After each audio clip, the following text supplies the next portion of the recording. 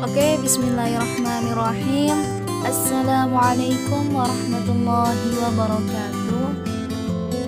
Kami dari kelompok 9 dalam pembelajaran manajemen pendidikan kali ini kami akan sama-sama berdiskusi tentang materi manajemen tata laksana sekolah dan manajemen unit penunjang. Sebelumnya saya perkenalkan, saya sendiri Siti Inun Suciawati sebagai moderator dan pemateri 1. Selanjutnya teman saya Mira Safitri sebagai pemateri kedua, dan selanjutnya Nurul Aditya Rizky sebagai pemateri ketiga. Oke, langsung saja ya. Nah, dalam manajemen tata laksana ini kita akan membahas beberapa pokok materi di dalamnya, itu tentang satu, pengertian administrasi ketatausahaan sekolah itu sendiri. Selanjutnya peranan tata usaha itu, dan yang ketiga jenis dan kegiatannya. Lalu yang keempat kegiatan lainnya. Nah, lanjut. Nah, di sini definisi tata usaha. Dari kelompok 9 kami mengambil definisi tata usaha itu mengarah pada kegiatan-kegiatannya itu sendiri ya, yang mencakup 6 pola fungsi. Nah, ini menurut De Liang Ji 1996 dalam bukunya halaman 13 hingga 14, yaitu yang pertama itu bahwa tata usaha itu adalah menghimpun. Menghimpun itu apa sih? Menghimpun itu yaitu kegiatan-kegiatan mencari data, mengusahakan tersedianya segala keterangan yang tadinya belum ada, sehingga siap dipergunakan bila mana diperlukan. Nah, selanjutnya yaitu mencatat. Apa sih mencatat itu? Mencatat itu kegiatan membubuhkan dengan berbagai peralatan tulis keterangan yang diperlukan sehingga terwujud tulisannya yang dapat dibaca, dikirim, dan disampaikan. Dalam perkembangan teknologi modern ini, maka alat-alat itu dapat termasuk dalam perekam suara atau komputer gitu. Nah, selanjutnya yaitu mengolah. Mengolah yaitu bermacam-macam kegiatan mengerjakan keterangan dengan maksud menyajikan dalam bentuk yang lebih berguna. Selanjutnya menggandakan. Apa sih yang namanya menggandakan itu ya? Menggandakan yaitu kegiatan memperbanyak. Yang namanya ganda ya, berarti memperbanyak dengan berbagai cara dan alat. Selanjutnya yaitu mengirim. Mengirim yaitu kegiatan menyampaikan. Kita sudah tahu sendiri mengirim itu apa sih? Mengirim menyampaikan, karena di sini itu menyampaikan dengan berbagai cara dan alat dari satu pihak kepada pihak yang lainnya. Selanjutnya menyimpan.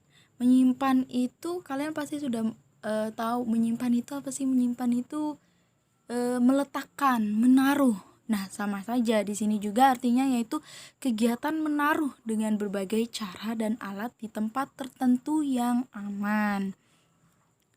Nah, dari pengertian di atas bahwa kita dapat simpulkan ya, bahwa manajemen tata usaha sekolah adalah segenap proses kegiatan pengelolaan surat menyurat, yaitu menghimpun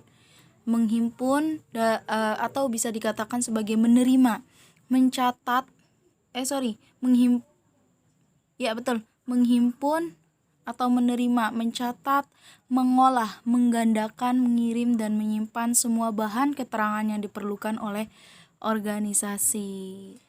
Nah, selanjutnya tentang peranan tata usaha.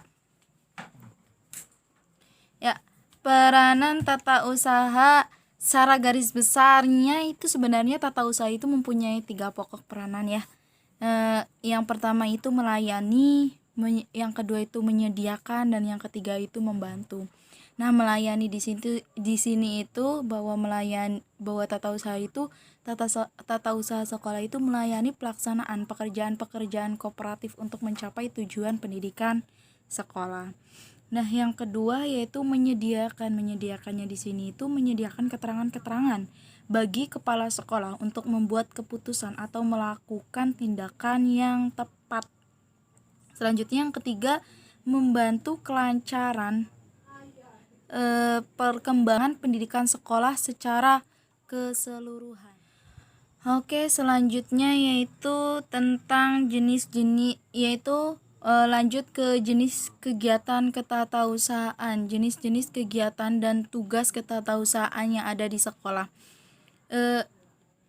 Adanya jenis-jenis kegiatan tatausahaan di sekolah itu untuk mempermudah proses penyelenggaraan yang ada di sekolah. Secara terperinci kegiatan yang dibantu kemudahannya itu yang pertama itu tentang kegiatan yang menyangkut manajemen kurikulum. Kegiatan yang menyangkut manajemen kurikulum itu contohnya aja, kita langsung ke contohnya, yaitu penyusunan jadwal. Seperti penyusunan jadwal, terusan pembuatan kalender akademik. Biasanya kan di setiap sekolah-sekolah itu kalau tahun baru ya masuk ke tahun, contohnya 2019 berarti masuk ke 2020, atau 2020 masuk ke 2021, biasanya dari sekolah itu memberikan kalender akademik gitu. Nah, atau yang lainnya gitu yang biasa dilakukan oleh kepala sekolah atau diselenggarakan kepada seorang atau beberapa guru gitu.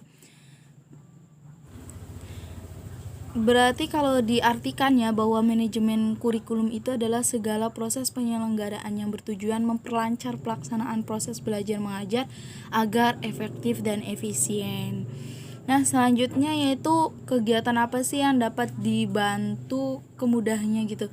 Kegiatan yang menyangkut manajemen siswa, yang kedua ya. Manajemen siswa, contohnya for example, contohnya itu mendaftar calon siswa atau mendaftar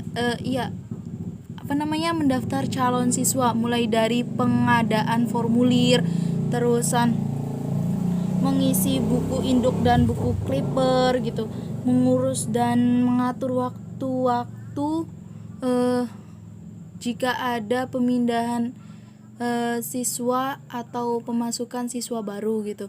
Terus mengatur ruang kelas, ruang laboratorium, dan ruang kegiatan yang lainnya seperti tari atau ekstrakurikuler yang lainnya gitu. Terus membuat laporan dan statistika mengenai keadaan siswa setiap bulan dan setiap tahunnya. Selanjutnya yang ketiga, kegiatannya yaitu kegiatan yang menyangkut manajemen kepegawaian. Di sini pekerjaan tata usaha yang menunjang manajemen personil banyak berhubungan dengan hak dan kewajibannya sebagai pegawai sipil. Nah, hak dan kewajibannya dari pegawai sipil itu satu, melaksanakan pengetikan dan pengaturan warkat untuk pengangkatan sebagai pegawai negeri, mengatur permintaan tanda tangan dari kepala sekolah dan mengirimkannya.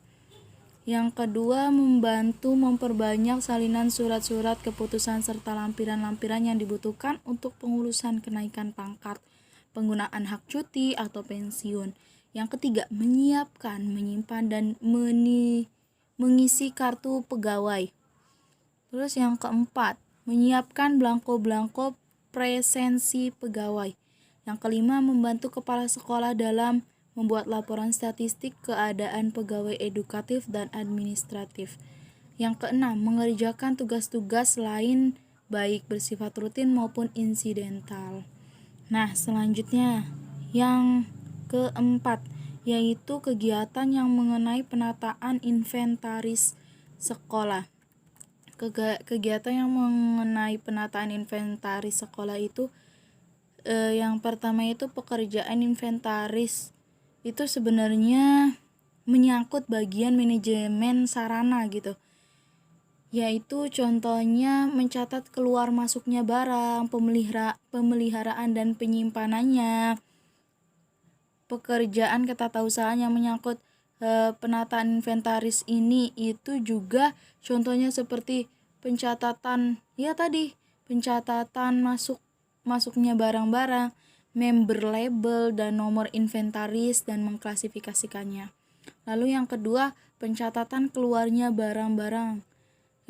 Contohnya yang sudah digunakan atau yang sudah dipinjam oleh orang lain atau yang dihibahkan gitu, tahu kan, dihibahkan gitu atau disingkirkan gitu.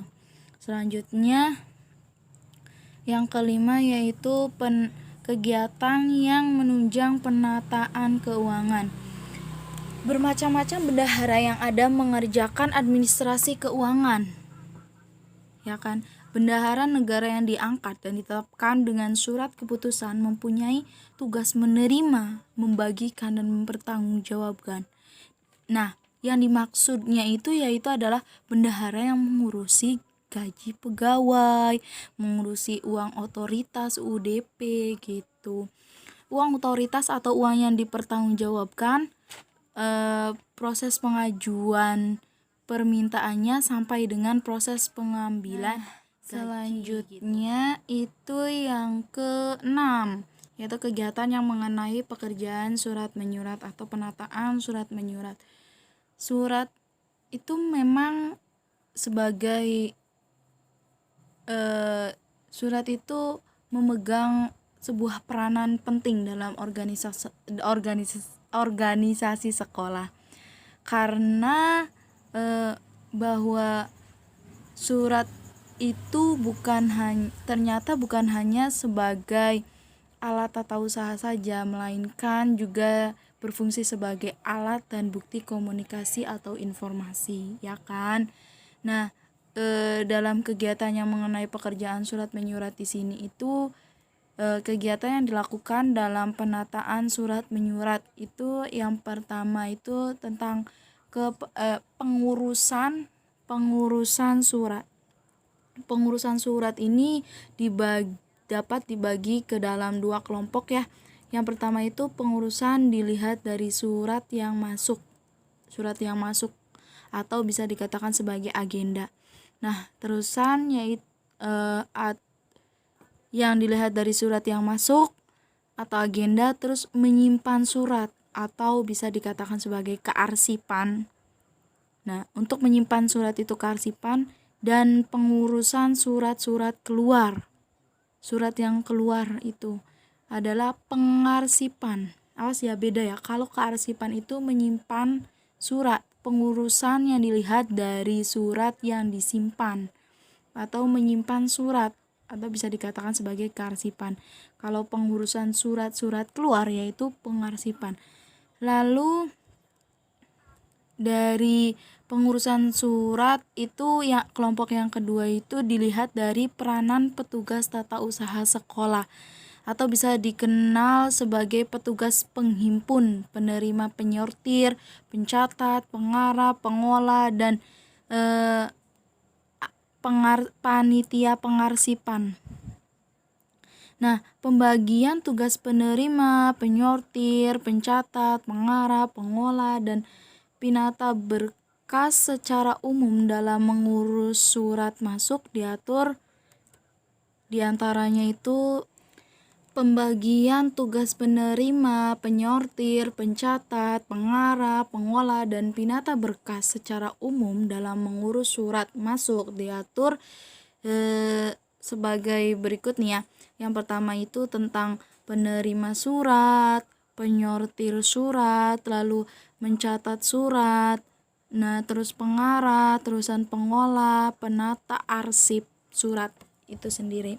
Lalu selanjutnya tentang kegiatan yang menunjang manajemen sarana dan prasarana atau yang nomor 7 itu manajemen sarana dan prasarana.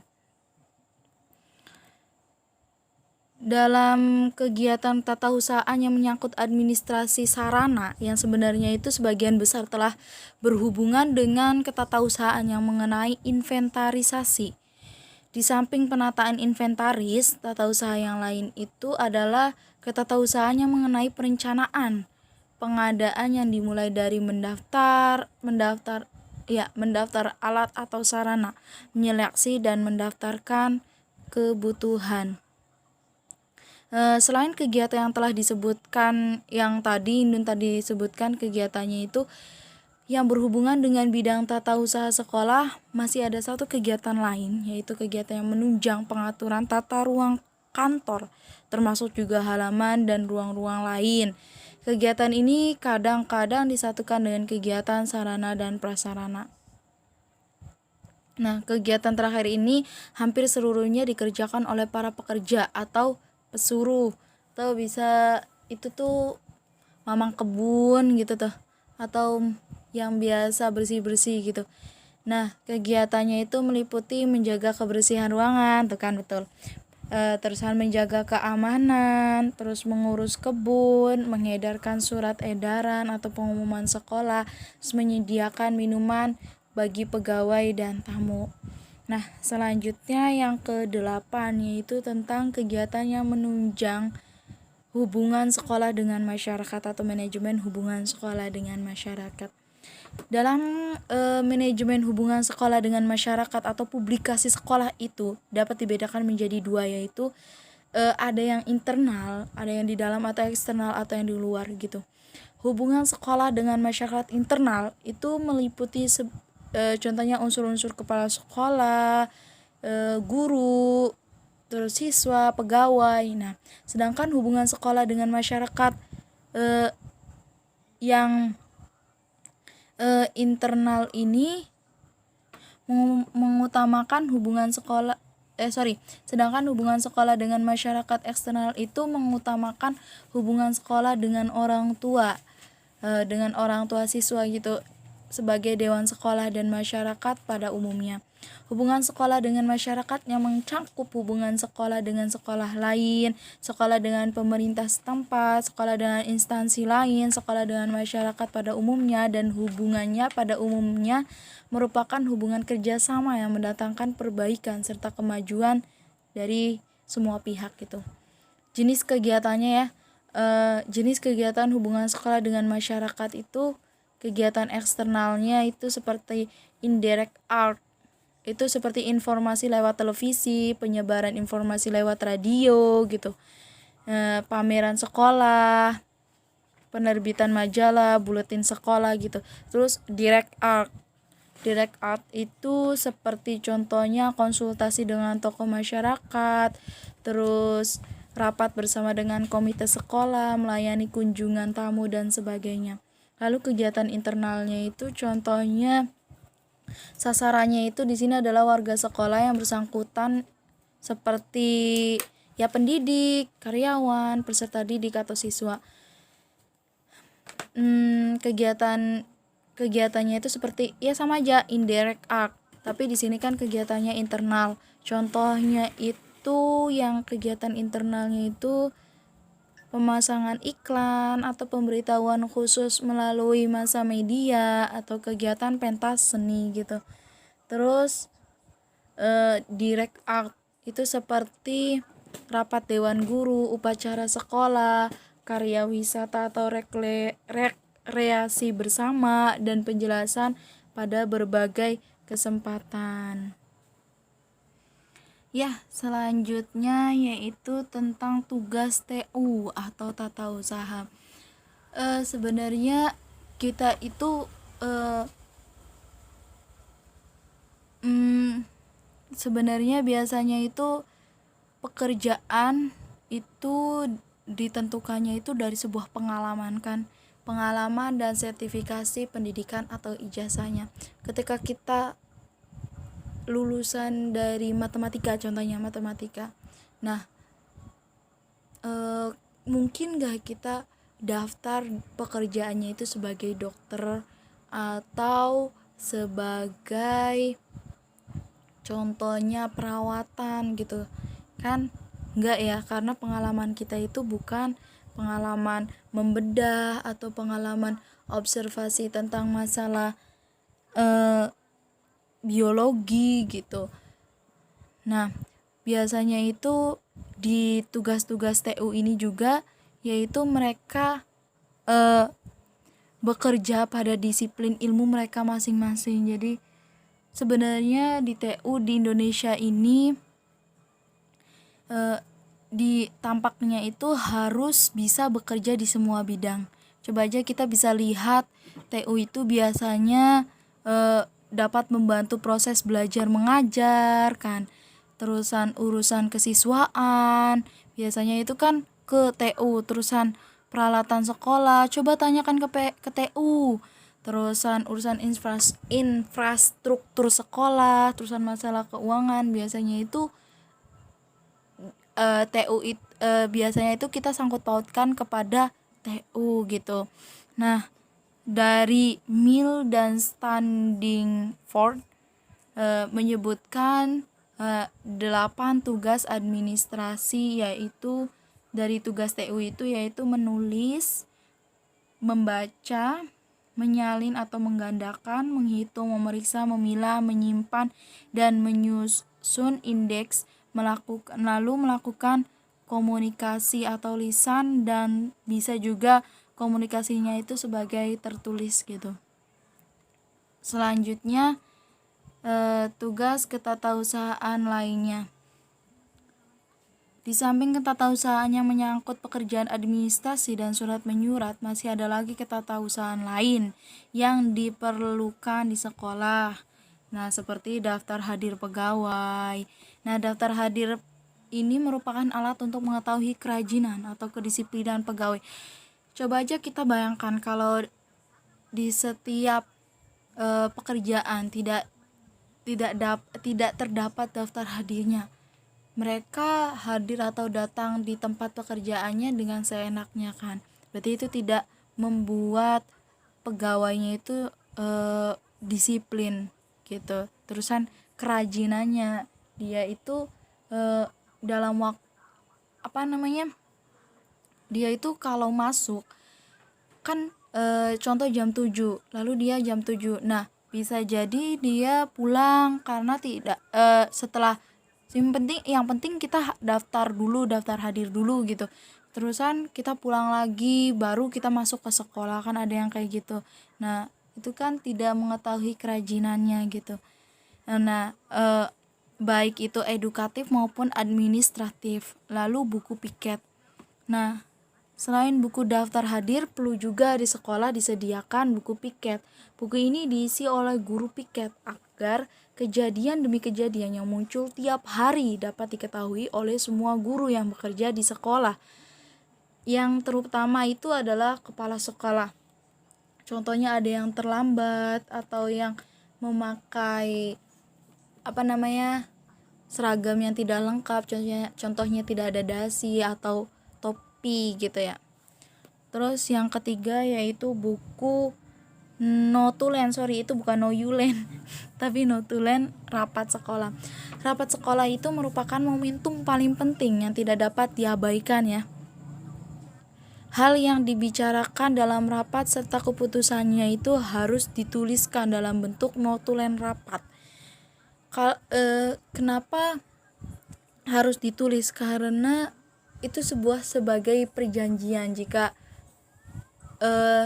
dari hasil keputusan itu tidak sesuai dengan keputusan yang sudah ditetapkan, kan bisa dilihat dari sebuah tulisannya, bentuk notulennya itu seperti apa gitu. Nah, terusan biasanya itu terterai yang materai 6.000 lalu ditandatangani oleh kepala sekolah, biasanya kalau rapat-rapat seperti itu. Nah, selanjutnya manajemen penunjang unit-unit sekolah. Nah, manajemen penunjang unit-unit sekolah ini ada beberapa pembahasannya, itu 1 tentang pengertian ekstrakurikuler, 2 prinsip kegiatan, tujuan kegiatan, terusan pemberdayaan, strategi pembinaan, macam kegiatan, evaluasi, dan pelaporan. Semua itu akan dibahas lebih lanjut oleh teman kita, yaitu Saudari Mira Safitri. Kepadanya kami persilahkan. Dalam manajemen unit-unit penunjang pendidikan atau kegiatan ekstrakurikuler, pengertian ekstrakurikuler itu sendiri adalah kegiatan yang dilakukan siswa sekolah di luar jam belajar kurikulum standar. Kegiatan-kegiatan ini ada pada setiap jenjang pendidikan sekolah. Kegiatan ini bisa berbentuk kegiatan pada seni, olahraga, pengembangan kepribadian, dan kegiatan lain yang bertujuan positif untuk kemajuan dari siswa-siswi itu sendiri.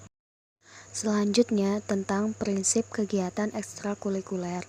Manajemen unit-unit penunjang pendidikan dapat berjalan dengan baik jika memperhatikan prinsip-prinsip pengelolaannya.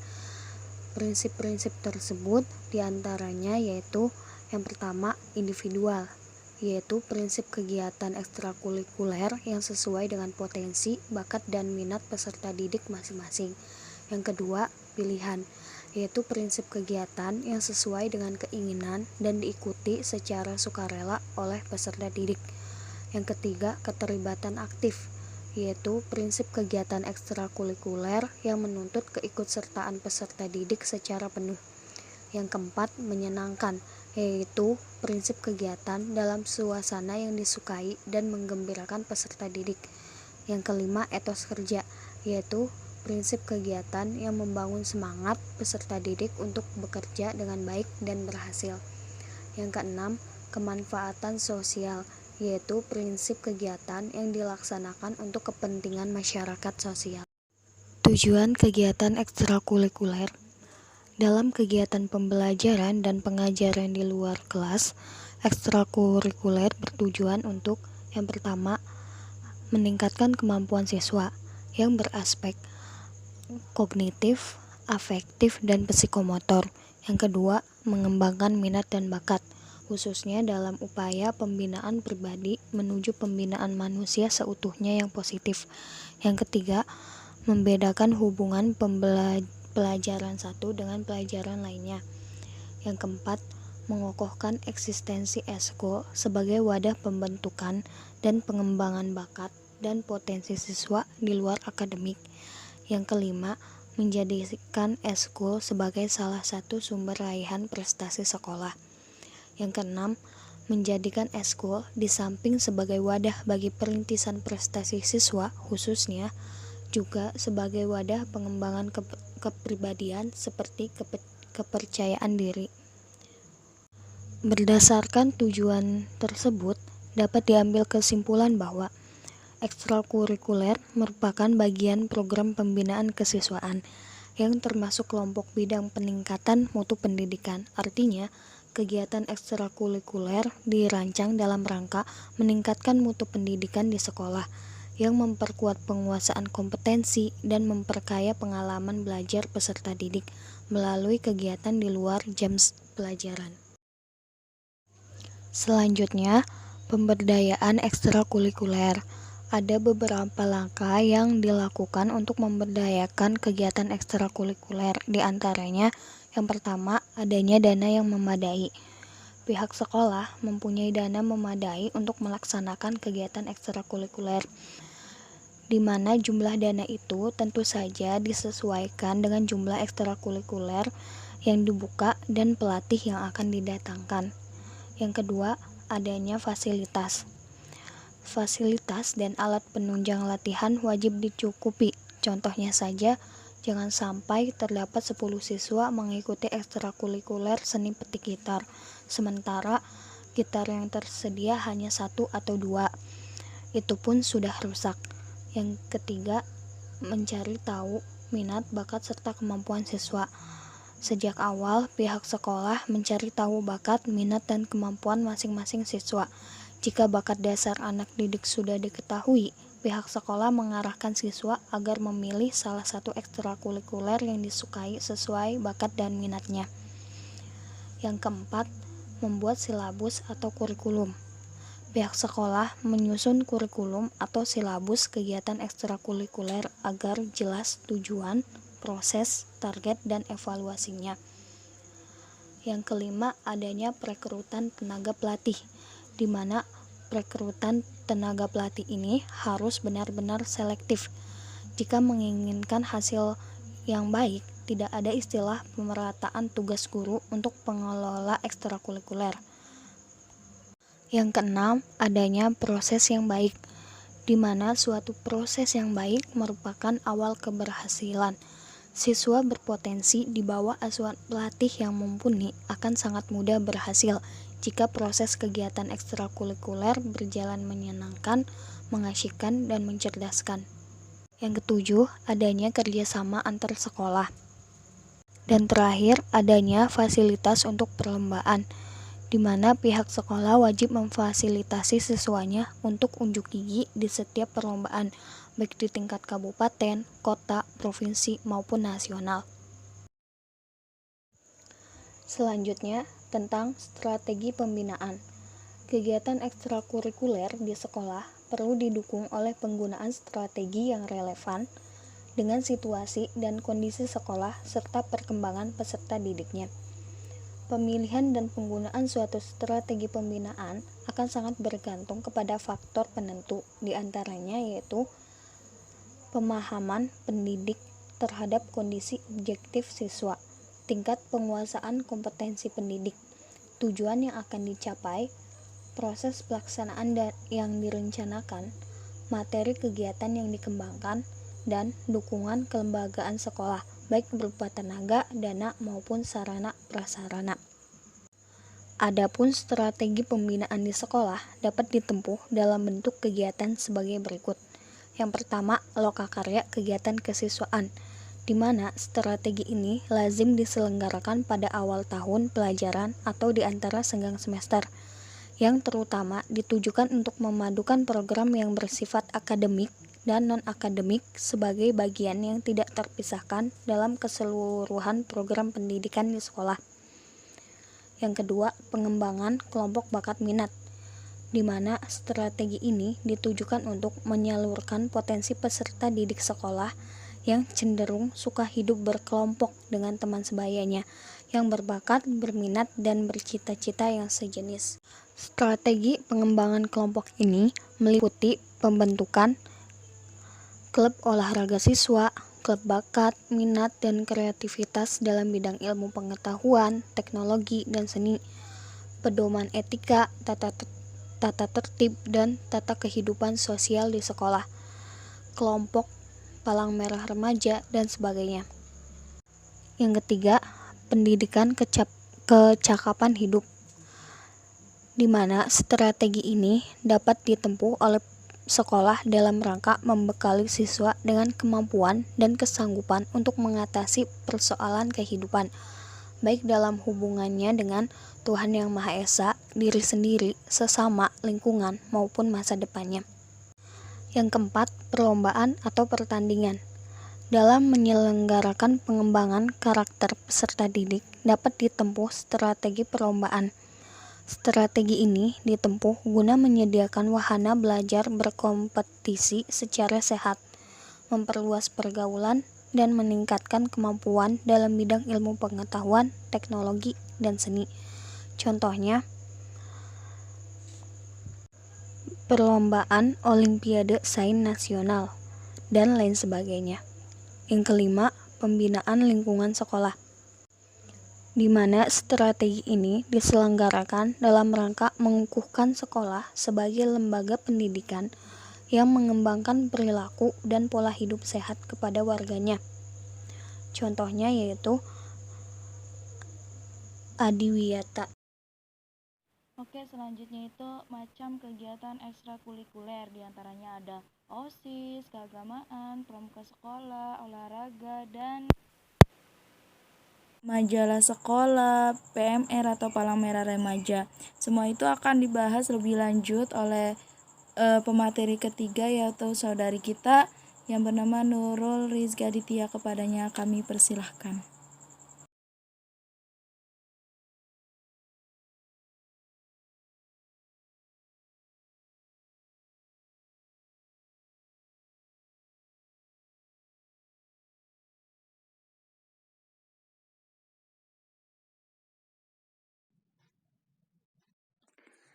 Selanjutnya ada ekstrakurikuler keagamaan.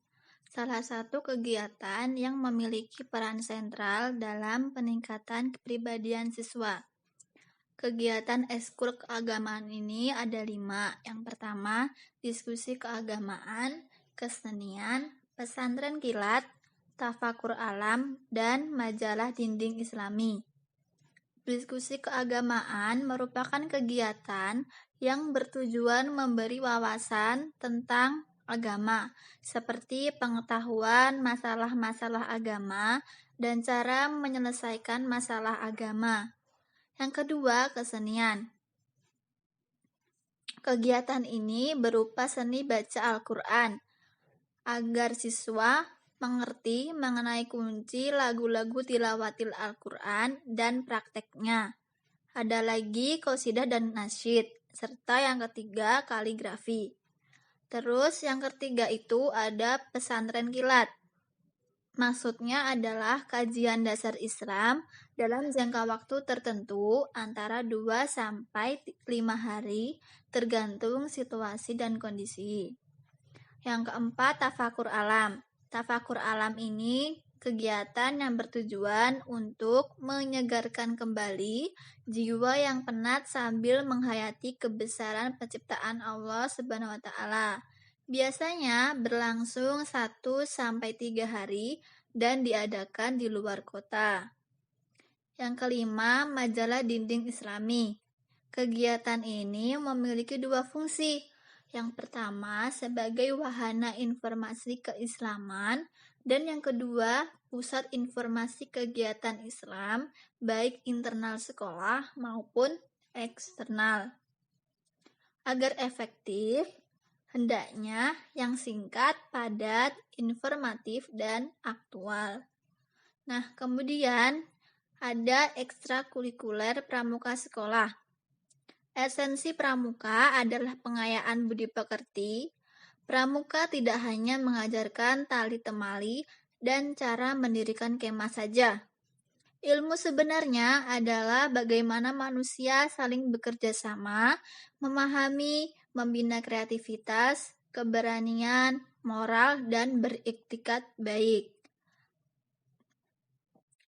Pengendalian yang harus dilakukan pihak sekolah agar pramuka dapat berjalan secara kontinu dan berdaya guna. Yang pertama itu menunjuk dan mengangkat guru sebagai pembina pramuka yang bertanggung jawab kepada sekolah. Yang kedua, mengusahakan agar para pembina pramuka mendapat penataran atau kursus mahir dasar dan mahir lanjutan.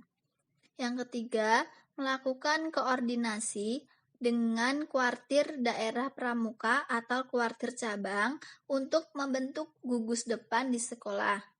Yang keempat, ikut serta sebagai ketua majelis pembimbing gugus depan dan tidak segan untuk berpakaian pramuka. Yang kelima, membantu mengadakan alat kelengkapan gugus depan dan bahkan alat kelengkapan pramuka secara perseorangan melalui kerjasama dengan koperasi sekolah. Yang keenam, menyediakan diri untuk mendiskusikan program pramuka dan mengontrol pelaksanaannya. Yang terakhir, mendorong agar terwujud kerjasama dengan gugus depan dari sekolah lain.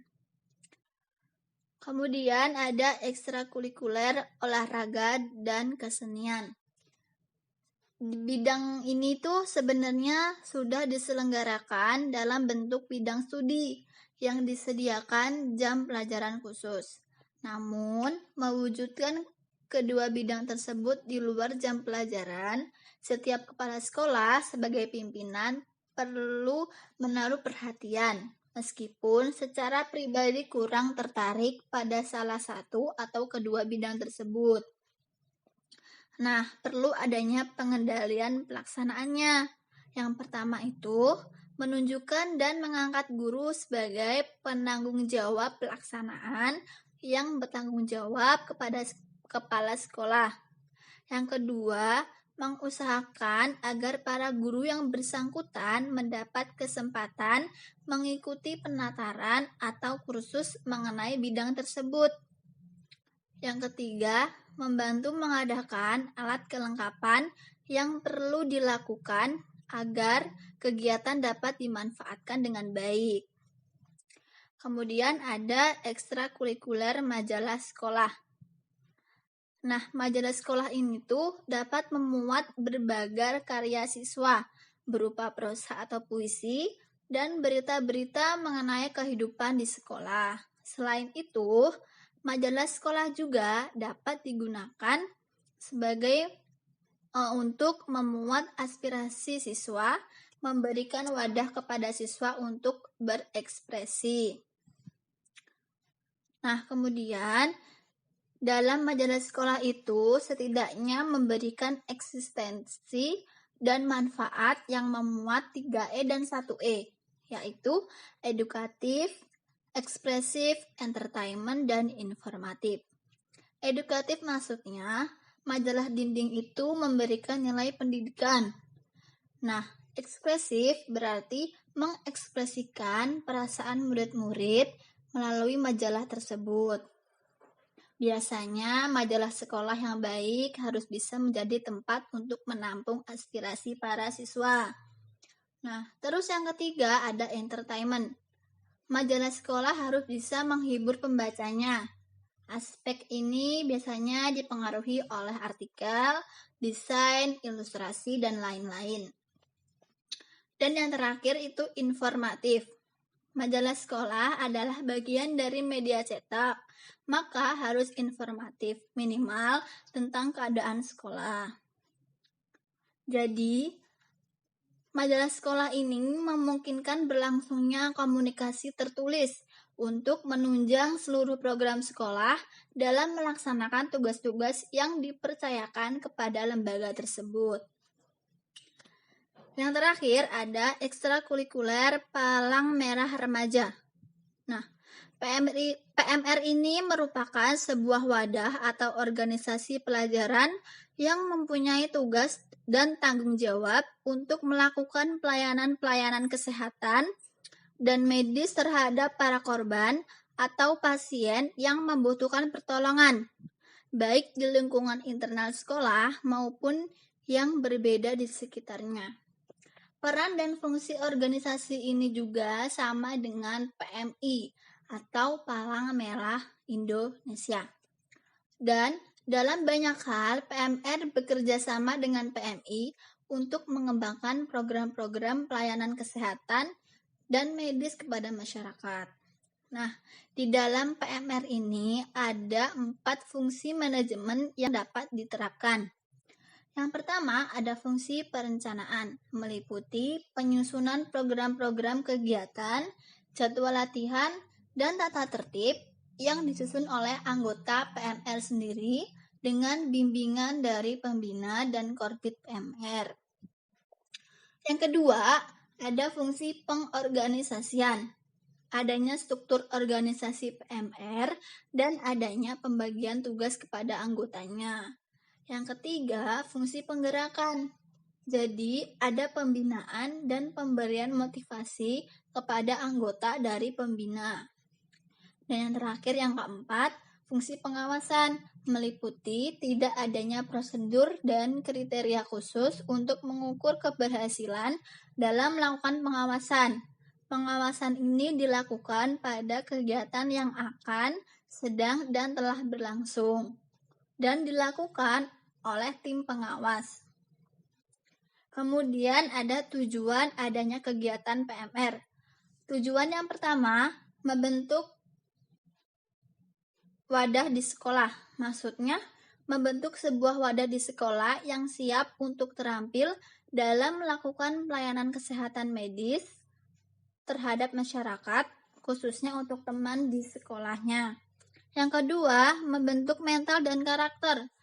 Maksudnya di sini, peserta didik bisa memiliki kepekaan dan solidaritas sosial yang tinggi serta siap berkorban demi kepentingan orang lain. Yang ketiga, menanamkan nilai kemanusiaan dan keagamaan. Maksudnya di sini, pada diri peserta didik senantiasa siap berbuat baik dan memberi manfaat kepada sesamanya. Nah, ini tuh ada satu lagi, yaitu sebagai mitra, abdi, dan pelayan masyarakat.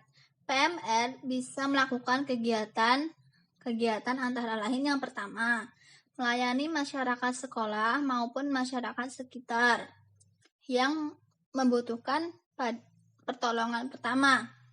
Nah, yang kedua, mengadakan program pelayanan kesehatan bagi masyarakat. Yang ketiga, mengadakan pelatihan pelayanan kesehatan dan medis kepada masyarakat, baik sukarelawan, anggota PMR sendiri, maupun para peserta didik secara umum. Yang keempat, mengadakan penyuluhan dan bimbingan tentang tata cara hidup yang bersih dan sehat, serta tata cara pengobatan beberapa penyakit ringan. Jadi, PMR ini tuh merupakan kegiatan ekstrakurikuler yang memberikan kontribusi besar dalam mendidik peserta didik agar dapat mandiri dengan potensi yang dimilikinya. Dan yang terakhir itu ada evaluasi dan pelaporan ekstrakurikuler. Evaluasi sendiri itu dimaksudkan untuk mengumpulkan data atau informasi mengenai tingkat keberhasilan yang dicapai siswa. Penilaian dapat dilakukan sewaktu-waktu untuk menetapkan tingkat keberhasilan siswa pada tahap-tahap tertentu dan untuk jangka waktu tertentu yang berkenaan dengan proses dan hasil kegiatan ekstrakurikuler. Terus ada pelaporan. Pelaporan ini tuh dilakukan untuk setiap program pendidikan karakter yang didasarkan atas data atau informasi yang dihasilkan dari kegiatan evaluasi. Laporan untuk setiap program ini merupakan bagian dari pertanggungjawaban pelaksanaan. Oke, sekian presentasi dari kami. Kurang dan lebihnya mohon maaf. Billahi taufiq wal hidayah. Usikum bitaqwallah. Wassalamualaikum warahmatullahi wabarakatuh.